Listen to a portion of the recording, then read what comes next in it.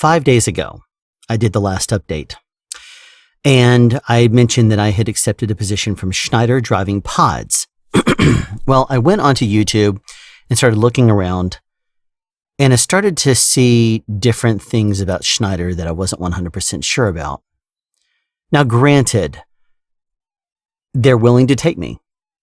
Many companies out there are willing to take CDL students, but recent grads, but they're wanting you to sign a 1-year contract. Schneider, as of now, I've confirmed it 3 different times with my recruiter, and he has said, no, there's no contract because you already came to us with a CDL Class A. Okay. So I know that I'm going to be technically going in for new hire stuff, training on a simulator, training in their yard. They're going to teach me how to, do the ratchet straps and strap down pods, do that properly. And then there's going to be a week of on the road with a trainer. After that, I should be on my own. Now, I'm not nervous about any of that because I'm the kind of person that researches things to death. And because I research things to death, I have a tendency of overthinking a lot of things. I know full and well that a lot of people badmouth the CDL schools that they go to, including 160, where I finished about 2 weeks ago. And I am a big believer in you get what you give. I went into 160 very determined to make it work since I was self-paid. I wanted to make sure that I did a good job. And in doing so, that meant that I was doing a lot of studying on the side. I was doing a lot of practice tests for the permit. Once I got the permit, I was doing a lot of thinking. I was doing a lot of research because I understand that they can give you the tools, but unless you do it for yourself, you're not going to pass the driving test on the road. And you have to make it make sense to you.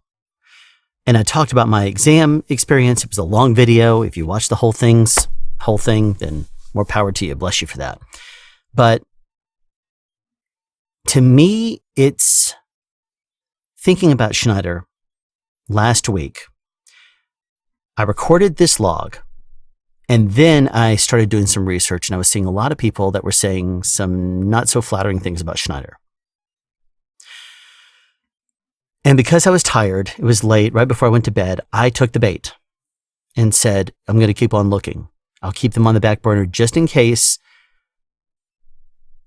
and I'm going to go with it.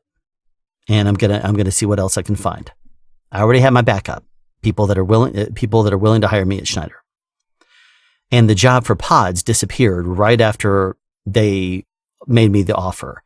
I know I'm not the only person, but they probably only had it up there for a few days because as what I've been seeing online, pods are a great place to start because normally what people are saying is that pods, normally there's like one major hub, maybe 2 in a big city or a big area, and you would drive to there, offload, and then you hit the road again, go into the next place. You don't do any deliveries to houses or anything like that, so you don't have to worry about, the no truck signs and that kind of thing. You don't have to worry about driving into a lot of places where there would be crazy traffic and all kinds of bad situations. So it sounds like a very good place to start. Schneider's also located in Atlanta, and I'm here in Atlanta as well. So it's going to be about a 45-minute drive for me getting from my house down to Schneider City, as they call it. But I started thinking about it and doing all the research and overthinking it like I did. So I put the feelers out there, started applying to a bunch of more jobs, and one from Gypsum Express came up. They did not mention any contracts or anything. I was talking to them. I went through the hiring process and they were willing to hire me. It was, I think, 1 more cent per hour than Schneider, not per hour, per mile than Schneider was offering.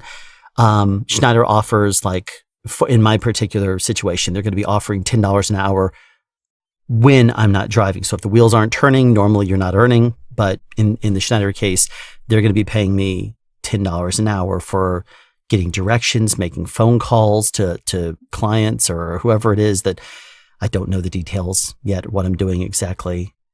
Calling dispatch, fueling up, anything that I do that's an administrative task, they're going to be paying $10 an hour for. Now, granted, that's not a whole lot, but it's better than nothing. And a lot of people don't pay anything. And in the case of Gypsum Express, they are going to be, after 2 hours, it's going to be $30 an hour as a detainment. It was a good deal. But then as we started talking, I decided to go down my list of questions, and the one that stood out to me is the 1-year contract. I understand their position. They would have me drive up 940 miles up to New York to where they are, and might even be more. And I'd have to do that in one day, next Monday. And then I'd have to get there by 10 p.m. to sign in and check in and that kind of stuff. And then the rest of the week would be doing orientation and stuff. And then I would be 6 weeks on the road doing flatbeds with a trainer. But that 1-year contract, I understand, because they're putting an instructor in there training. It would be reduced pay. It would be for an extended period of time. I would not be earning a whole lot for the first 6 weeks, because they're going to basically be paying a trainer to be out there with me. I understand.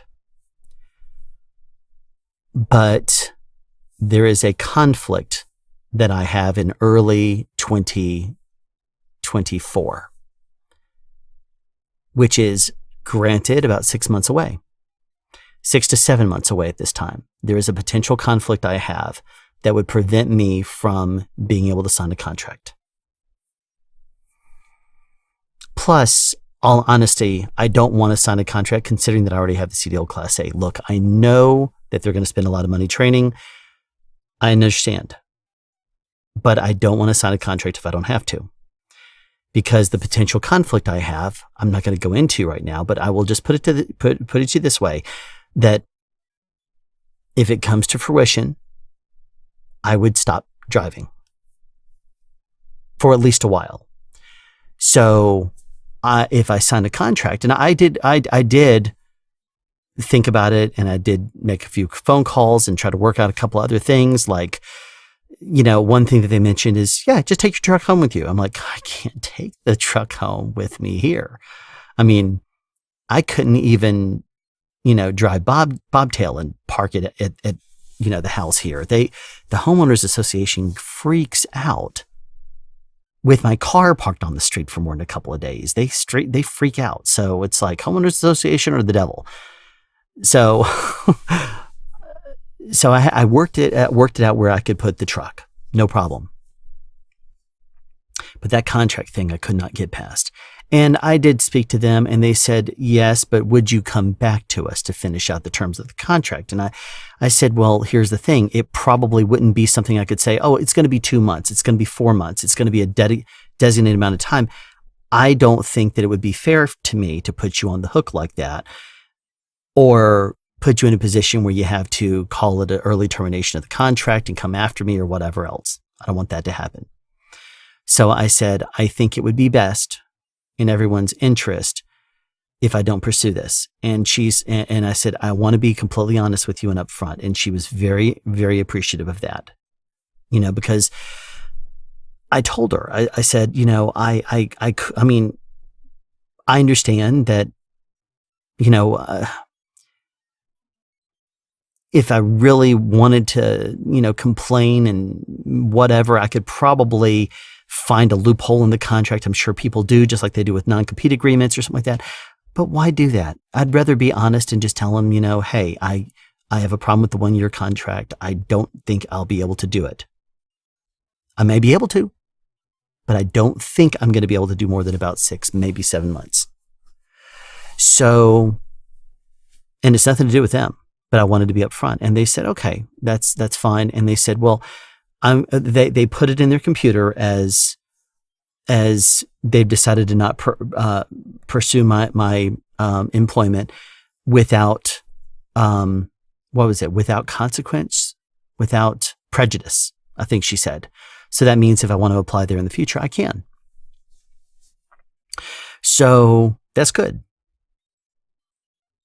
And I continued, like I said, to apply to other jobs too. And Schneider was the one that kept calling me. They kept calling me and saying, hey, just calling to touch base. You still good? And I'm like, yeah. I mean, at that point, they seem to be offering the very best deal. Pods seem like a very good place to start since I can't. It ended up kind of falling in my lap. I think I told you, but I'll say it again real quick. I ended up doing a lot of job searches and applying to a lot of different companies. And then I was holding off on Schneider because I wasn't sure about a couple of the jobs that they had posted. And then it said Pods. One day I hit refresh on it and it came up and said Pods driver. It's OTR, not regional. I mean, it's lower 48, but still I looked at it and I said, what are Pods? So I did a couple of YouTube searches and people were saying, yeah, Pods are really cool. They're really, it's a good first thing to do. And I was like, So I went ahead and applied. They called me and I got offered the job shortly thereafter. And after talking to Gypsum Express and realizing that it's probably just, I should probably stop thinking about it not working and instead try to think about how it will work. Just like with CDL school, I was thinking about it constantly. I was constantly, thinking truck, working on something better, trying to find a better way to do something, thinking about it, studying. And I put a lot into it to make sure that I was a one and done on the permit test. And believe me, I was nervous.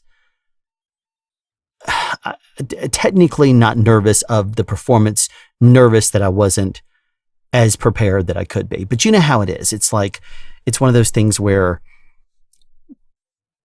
you first start doing something and you know nothing your first day you go in there and you start to learn a few things and you're like, oh, that's cool. I feel pretty good about this. And then after a week or two, you start to feel like you're pretty good at the technique. Like martial arts, for example, you've learned a few punches, you learn a few kicks, blocks, maybe how to fall. And then you're like, you know what? I feel good about this. I got this. And you start to feel like you know a lot. Then you start learning more and you start learning more. And then you start realizing you don't know nearly as much as you thought it was. And it doesn't take very long for you to realize that. And then you start realizing there's a lot more you don't know. And then you start learning more and more and more and more and more to the point where you're learning so much. You're like, I'm learning this much at this rate and I don't know anything. And that, of course, means that you're learning a lot, but you also acknowledge that you don't know everything. So humble it up and think about what you're doing, because it could, there's a lot you don't know. So last week when I went and saw the students test, one of them was going back yesterday actually, was going back to retest yesterday. And there was two other people. I did know them. They were 2 weeks behind me. And they were the last people that I really knew. I mean, they were stick shift people also, two guys. And they were pretty tight together because they were the only two stick shift people from that week. And I came to find out that one person who was a stick shift person from the week after me, the week behind me, she ended up changing over to automatic, basically because she was having problems shifting on the road. And I think the decision was made for her. At least that's what I was told by somebody who was in that class. All right. So anyway, I started to think about it though, and still doing more research. I was watching videos online and reading about it. Schneider Jobs actually has tutorials on how to do backing up, how to do different types of maneuvers, different procedures. They talk about their fleet. They talk about things. I've gone through a lot of their videos on the YouTube channel, looked at a lot of their information and stuff like that. And I think that if you go into it expecting that it's going to be entry level, because even though you have certification, it's the same thing as you graduate with a degree from someplace and then you go out into the workforce. You might get a pretty decent paying job. And truck driving will, if they pay 49 cents a mile, and I drive 2,500 miles in a week, that will be $1,250. And if I end up getting a total of even 5 hours a week on administrative tasks, that's another $50. That's $1,300. So $1,300, if that's the case, and you were to say $1,300 a week, and you multiply that by a year, which it would be less because I think they're not going to obviously pay when you're not driving. So if I'm on the road for 3 weeks and I'm home for 4 days, those 4 days I'm not going to be paid for. So I need to actually calculate that and see what that would be if I really want to, do the math. But all in all, I would think that it would probably be 65 a year, maybe more, maybe 70, 75. I don't know. I haven't done the math. Which for getting a certification in 4 weeks, technically, because that was a one and done on the permit, one and done on the test. It was, it's not like going to college, where you go to college for 4 years and you go for a master's for 2, and then you hit a job and then you enter the workforce and you land an entry level job at a place and they say, well, I'll pay you $65,000 or $70,000 a year. This is one when you train for a month. That's not bad. I'm not going to look down at the fact that they hired me fairly easily. There was other companies wanting to hire me, but many of them also, they would at least call me and talk to me and say, we really need you to have experience, but you know what? We would like to talk to you. Go work someplace for 3 months, then call us back, because we really would like to talk to you. 3 months from someplace else and then call them back. It's like, look, if I get hired by a place, the least I could do is stay with them for 3 months. I mean, that's kind of, yes, I understand a lot of people this day and age don't have a whole lot of loyalty towards their employers. And they're the kind of people that will just say, oh, yeah, I'm just going to quit because I don't like something. To me, it's a lot in the approach. Now, I'm saying all this kind of stuff, not knowing where the future is. I could end up having at Schneider a bad training experience because there's people online in YouTube comments, for example, saying, I went to Schneider, I had a horrible trainer. And then, and one person said in one of the comments in a video I saw, he said he had a horrible trainer, and then he went out on the road, and he was out on the road for 6 months with a trainer. That seems like a long time. But he says he was out on the road for 6 months with a trainer. There was another person that said that they were supposed to be out with a trainer for 3 months, but quit the company after 3 weeks because they just couldn't do it. I don't know why. It could be that they butt heads with their dispatcher, didn't like the trainer, didn't like the company, didn't like the pay, which, if you're in training, you're not supposed to get a whole lot of money because they're paying someone else to basically sit there and watch you and to instruct, not drive teams. That's one of the things that if they try, which I don't think they're going to, I think Schneider knows better, but if they were to try to say the trainer is going to drive teams with me, that's when I'll call them back and I'll say, all right, hold on a second. If I'm driving teams with someone, they're not instructing me. If they're not instructing me, I need to go ahead and be making my full rate. I need to be making the hourly rate that I'm going to have for the miles I'm driven, and training is over. And I would need to stay firm on that. Because guess what? From looking at what everyone who's a skilled veteran has said online, it is illegal for someone to technically be training you and driving teams with you at the same time. They're not training you if they're sitting in the cab back there because they're driving teams. So either you're a team or they're a trainer. If they're a trainer, they need to be in the seat next to me, instructing and talking me through things, answering my questions. Because believe me, I will be answering a lot of questions. I will be asking a lot of questions. I'm determined to learn, determined to get a good experience. I'm not one of these guys that's going to say, yeah, I got this, and I have to suddenly be cocky in my head and not listen. I acknowledge I don't know this industry. I acknowledge I don't know what in the world, it's going to be like going out on the road over the entire country. Now I can do research. I can learn about Jake brakes, and I can learn about I know that I'm going to be driving a Freightliner Cascadia released in the last 2 years. So I have already watched a bunch of tours. of those. I've looked at the Freightliner website, read the specs, read about them, looked at the brakes. I know they're like, air disc brakes, for example. I know what, the Jake brakes do. I know how they engage. I know how the automatic or automated manual transmission is, even though it's technically automatic. A lot of people refer to it as technically an automated manual. I've read and watched videos about people talking about whether you should shift manually doing mountain driving, for example, or should you, and schools of thought on that, on how you should lean onto the Jakes, for example, and stay in automatic mode. I'm going to have to find the right system for me. What I do know is don't sit on the brakes. Just when I thought that I understood different schools of thoughts and theory on things, all of a sudden I hear the term snub braking earlier today.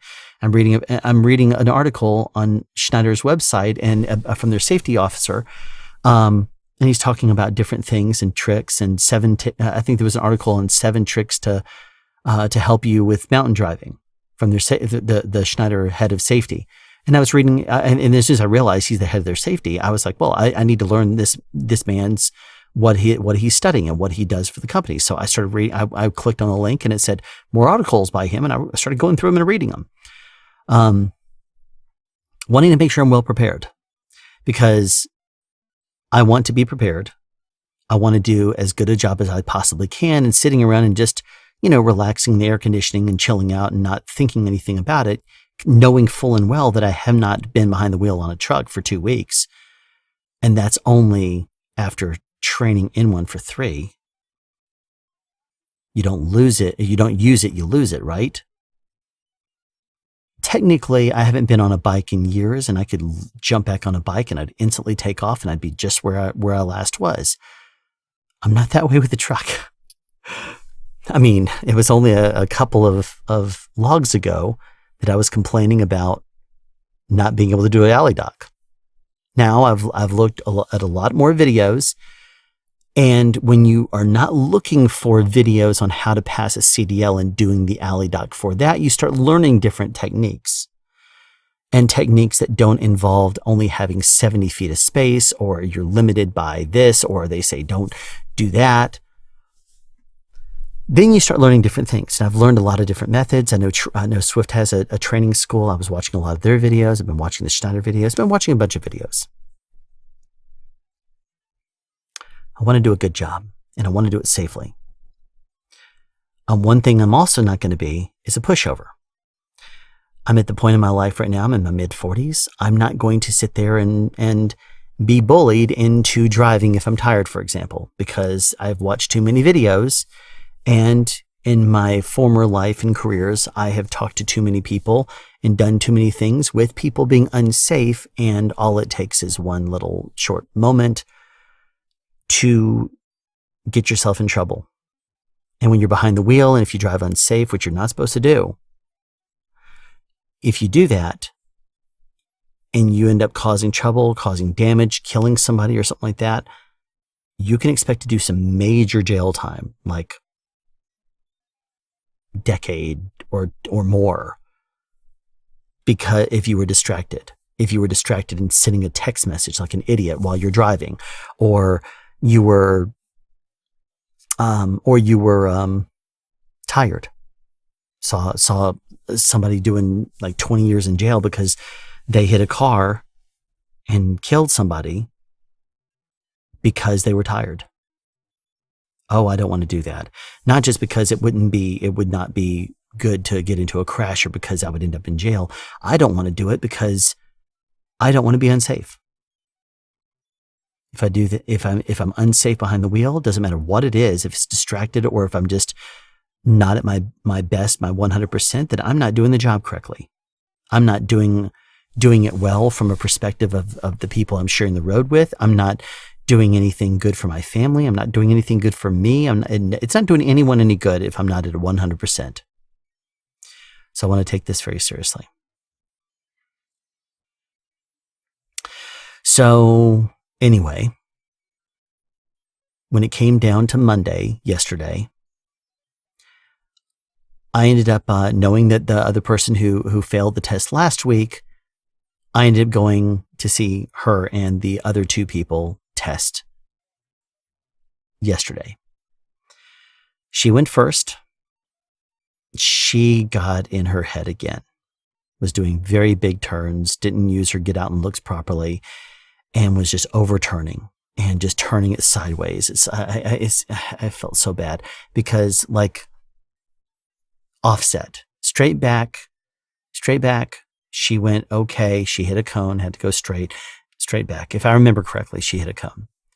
But then when it came down to doing the offset, she started to go back and she turned way too, she didn't turn enough the first time, and the tractor and the trailer were not in line.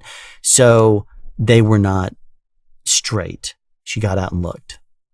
Then she pushed back a little bit more, got herself on the wrong side and was turned back the other way, couldn't see it, got out and looked a second time.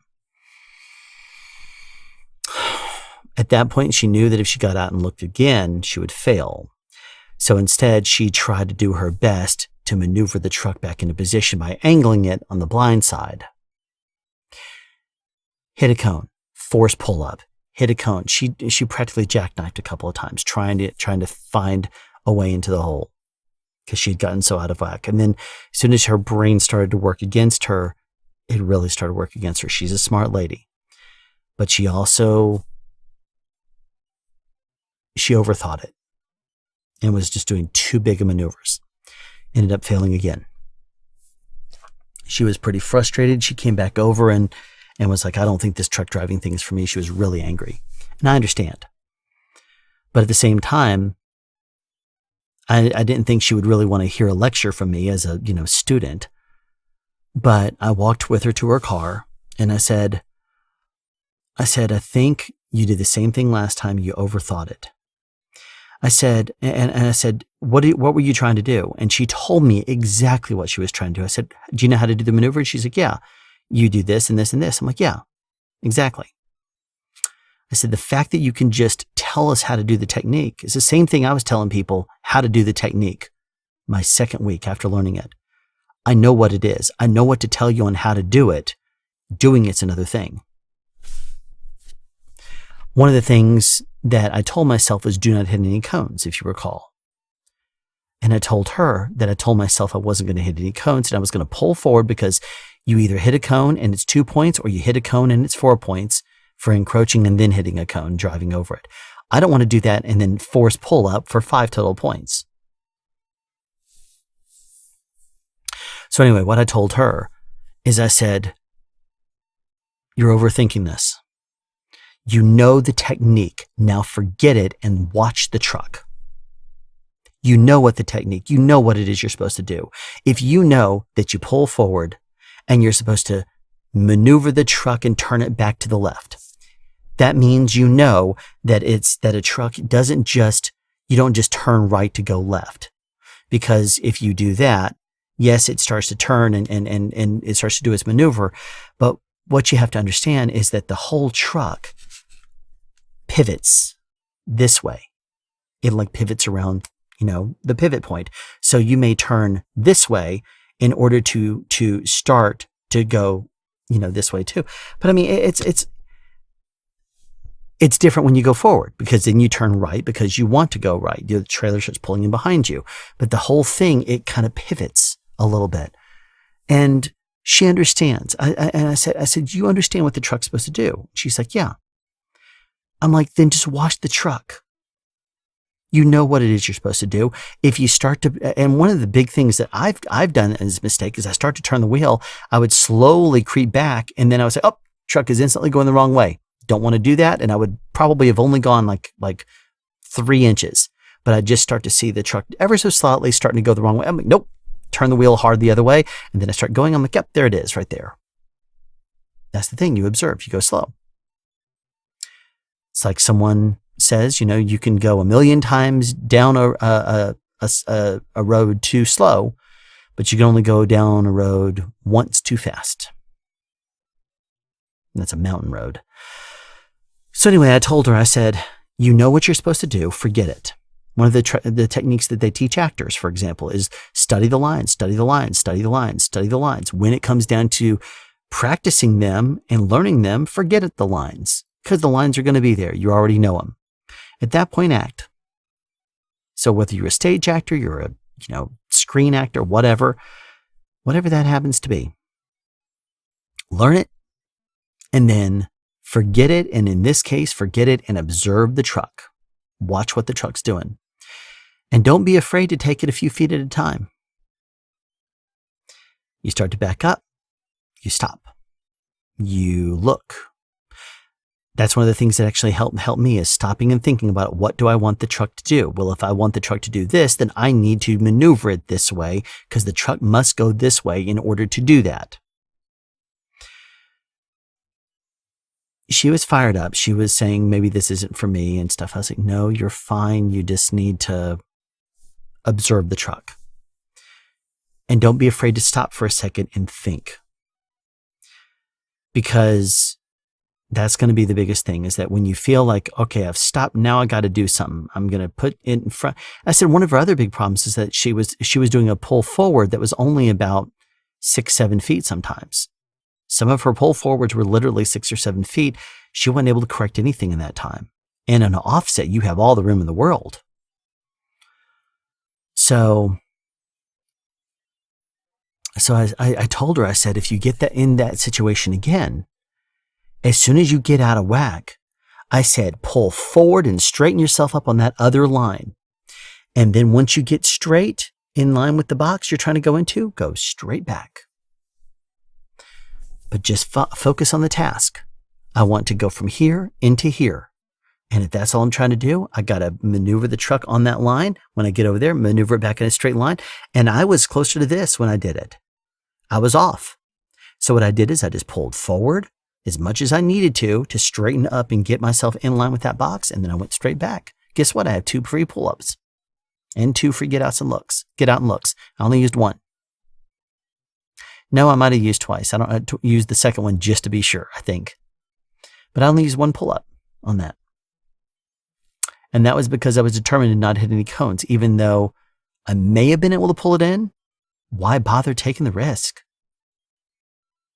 If that cone was a truck, I wouldn't have taken a risk. I'd just go ahead and pull forward and straighten up. So why not do that for the test? So anyway, I told her, observe the truck and you'll probably be better off. Then I watched one guy. I'll name him because he did killer. His name was Justin. Justin was really good. He got out there. He did a straight back with excellence. Then he pulled forward. He went straight into that offset textbook. And then when he pulled forward, they gave him alley dock and he let out a big old grin because he loves that one. He quite literally pulled forward. He cut that angle, went straight in the box and pulled straight on back. And he got out and looked and went back another foot or 2 and then got out and looked a second time, got back in and honked the horn. He was perfect. Great driving. Then he went on the road. When he came back, he was all smiles. And we were like, dude, you looked great out there from what we saw. We didn't follow him on the road, but we said, dude, you did great. And he was just like, I felt good. And it's like, well, you looked good, man. Everything that we saw maneuver wise. Remember how I mentioned that I had, when I was working with Mark the last day, that he was checking all of our pre-trips. I had pointed at the air, what I thought was the air compressor, and he just kind of gives me this look. And then when he stopped me, he said, that's not the air compressor. Point at it again. That's not the air compressor. That's the air compressor. Same thing. He pointed at the wrong thing. And then the other guy that was sitting with us, that was from his same week, I was there hanging out watching also with him. And I was talking about how I said, oh, he went back and the guy at the DMV, the DDS rather, David, who's very good at what he does. He went back and pointed as soon as they finished the in-cab, or as soon as he finished all of the pre-trip and they were moving on to maneuvers, he showed him. He had to get out and open up the hood again and look at it. And he pointed out where it was so he would know. He's good. I like David. So But that was one of the things that when I saw him get out and did that, I smiled. I said, I bet you he's pointing, because he pointed right in there where the air compressor was. I said, I bet you he was pointing out the air compressor because he probably pointed at the wrong thing like I was doing in training. And the other guy, he said, well, where is it? And I happened to have that picture that Jason took of the side of the truck. And I showed him, I zoomed in and I showed him that's the air compressor. So when he went in there, he went through his pre-trip. He says, I remembered. Anyway, when we got all the way through it, we asked Justin, he said, what was he showing you at that point? He says, the air compressor. He was like, so it was the air compressor? He said, yeah, I was pointing at the wrong thing. I was like, that's what I told Ruben. When you go do the pre-trip on the International and then you go over to the Peterbilt, it's not the same. And there needs to be a checks and balances of this is the way it is on the International, but this is the way it is on the Peterbilt. So anyway, the last guy went, he did all the way through the pre-trip. Great. Did all the way through his maneuvers. He put it in the box. And when he honked the horn, it was all over. He did parallel parking. What happened? Went over there and came to realize that this was the line. Now, he had put the truck in the box without hitting any cones. But when he maneuvered it back in there and he lined up for the parallel, his mirrors were inside the box, but the very back of his truck was ever so slightly over that white line by about that far. It doesn't take much for you to stand up there and look at it, and you look straight down and you see that it's over that white line. About half of the white line, white line's like that big, is about that much in. You stand at the back, look straight down the barrel of the truck and look straight back down. You see the truck was over it in the very back part. Well, apparently the student got out, he walked around, he looked at it, got back in, honked the horn, and it was all over. He failed because the truck wasn't in the box. So if you are watching this, and you're in training, and you're prepping for your CDL test, you gotta have the truck inside the box. He was that far away from passing it and moving onto the road. Now he has to go back and redo all his maneuvers. So yeah, don't play around when it comes down to that. Now, just like I did the previous week when Jason was there on Wednesday of last week, this week, Mark was there.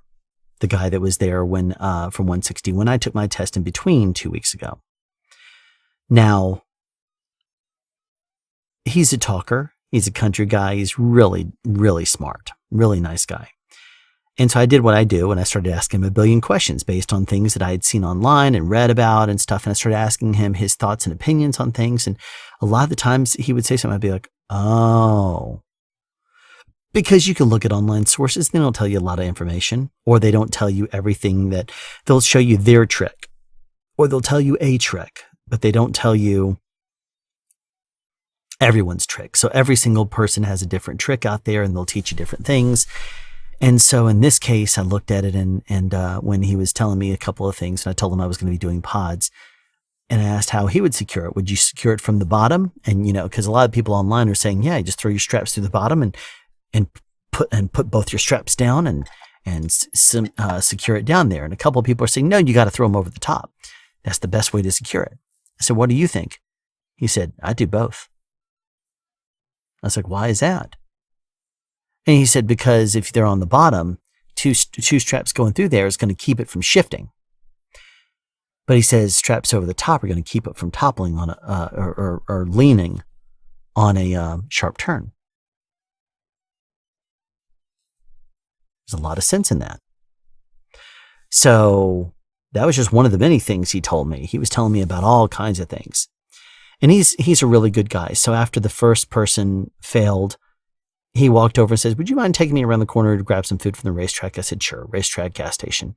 I went over there, grabbed us some stuff, brought back, and he ate. And I was asking him a bunch of questions.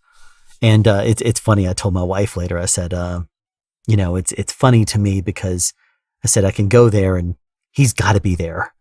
And so he can't get away from me.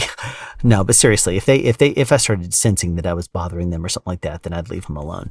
But they seem to like to talk trucks, and they like to be helpful, and they're good guys, and they're very knowledgeable. So I was asking questions, and I would ask them, verify this for me, or tell me, this is what I saw. Is this right? And they'd say, yeah. Or they'd say, yes, but, and he'd correct it. Same thing with Jason.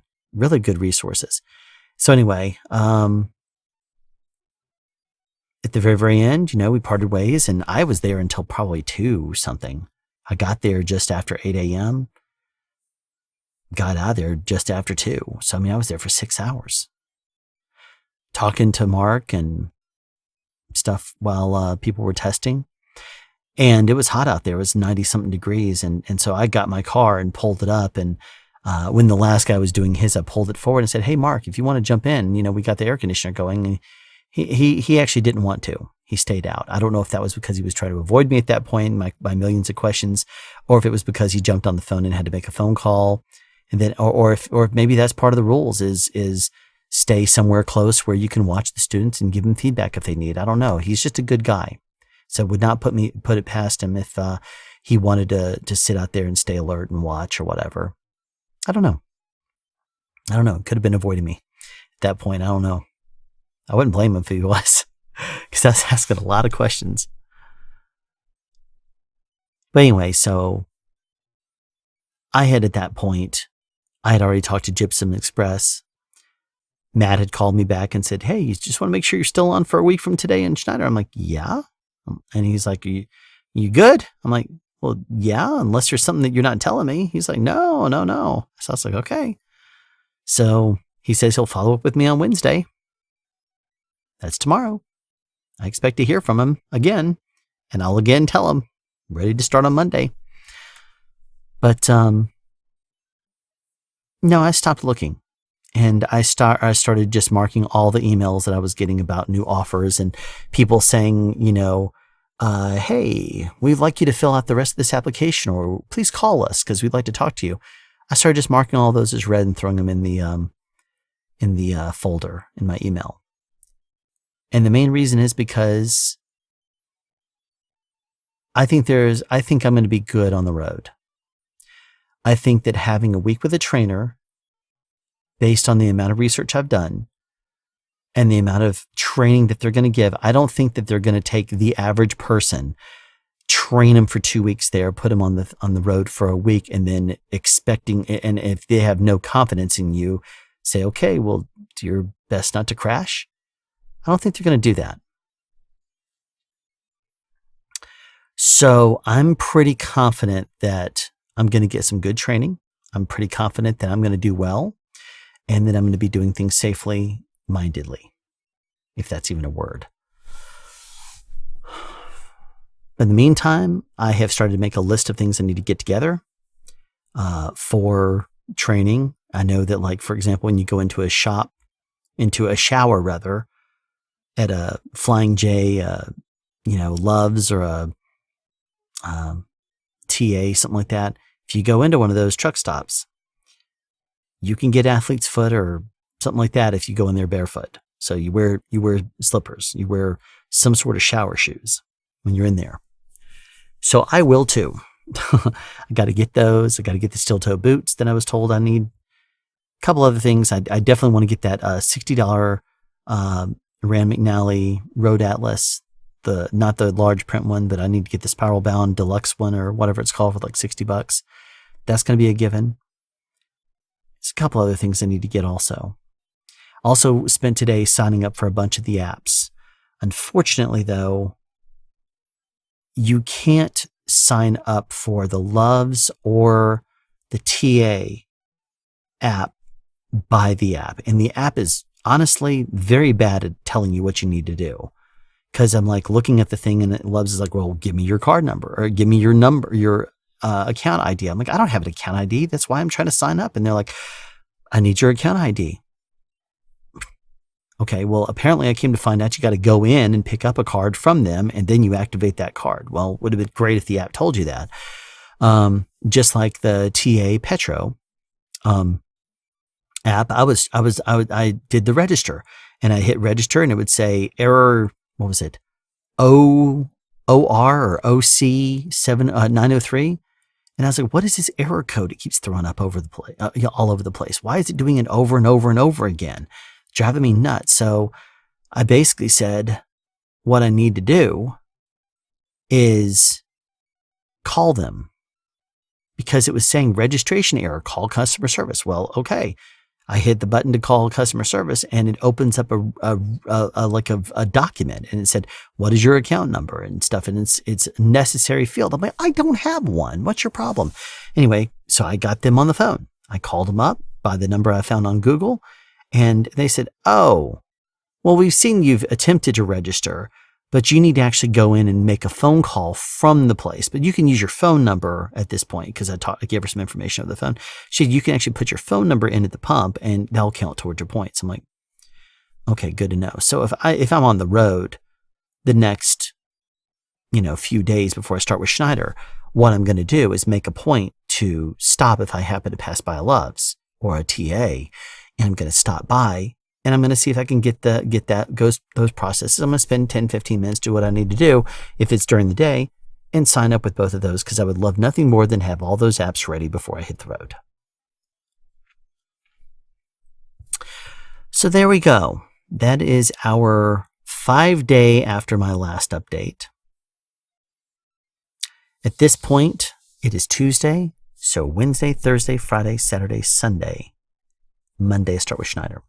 So I'm probably going to do one more vlog, one more follow-up on Sunday, right before the night before I start Schneider. If I can. If I can't, I might do it at the end of the first day. I don't know. I do have something going on this weekend. I don't know if I'll be able to do it, actually, now that I think about it, on Sunday. We'll try. One thing I do want to do is be well rested. I want to get good, adequate rest, because I'm going to have to start early. I think if you are part of the group that goes there and stays in a hotel, I think it said that you need to be down there to leave by 6:30 a.m. Or maybe it was 6, and they need to get you there by 6:30. I don't remember. But what I do know is that I will not be doing that. I'll be driving in from about 45 minutes away and no traffic. So I got to plan accordingly. And it's going to be a long day. So it's going to be fine. I'm used to long days anyway. It doesn't bother me. But we'll see what it entails.